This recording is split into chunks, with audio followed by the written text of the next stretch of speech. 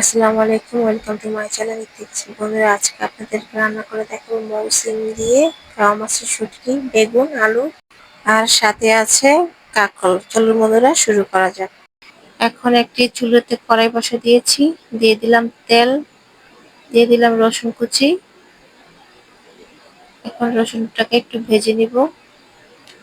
দিয়ে দিলাম পেঁয়াজ কুচি, পেঁয়াজটাকে ভালো করে ভেজে নিব।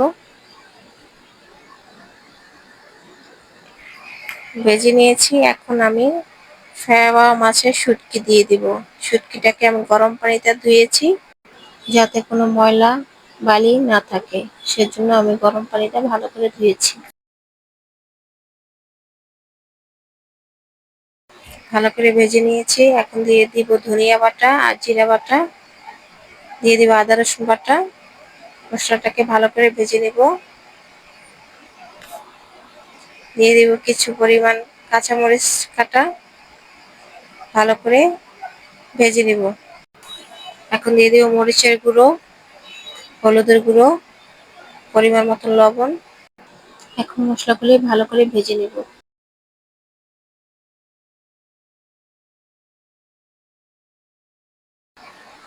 এখন দিব অল্প পরিমাণ পানি। এখন ভালো করে মশলাটাকে কষিয়ে নিব।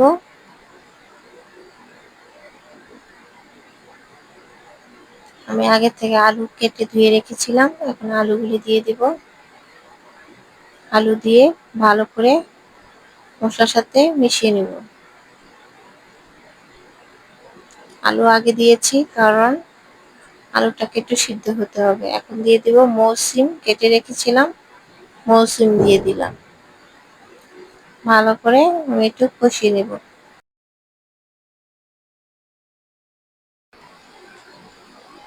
এখন দিয়ে দিব কাঁকরোল।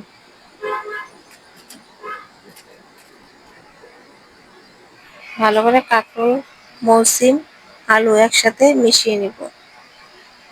ভালো করে একটু কষিয়ে নেব।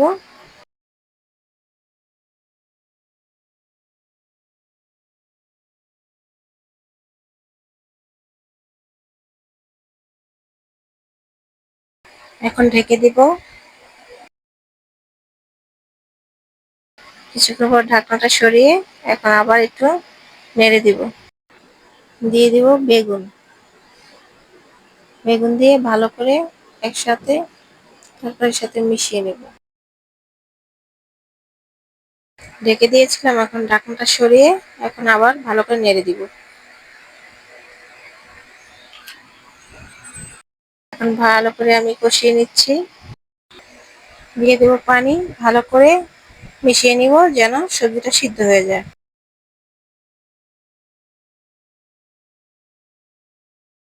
সবজিটা হয়ে গিয়েছে, নামিয়ে নিব। বন্ধুরা, আমার রান্নাটা যদি ভালো লেগে থাকে তাহলে লাইক, কমেন্ট, সাবস্ক্রাইব আর শেয়ার করে আমার পাশে থাকবেন। Thank you.